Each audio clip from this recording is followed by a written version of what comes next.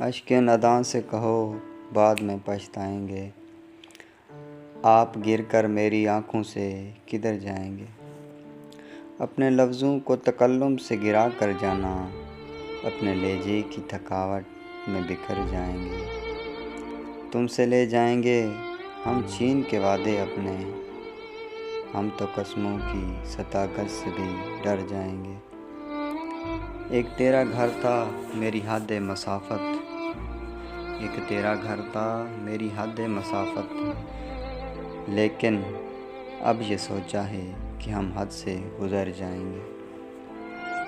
اپنے افکار جلا ڈالیں گے کاغذ کاغذ، سوچ مر جائے گی تو ہم آپ پہ مر جائیں گے۔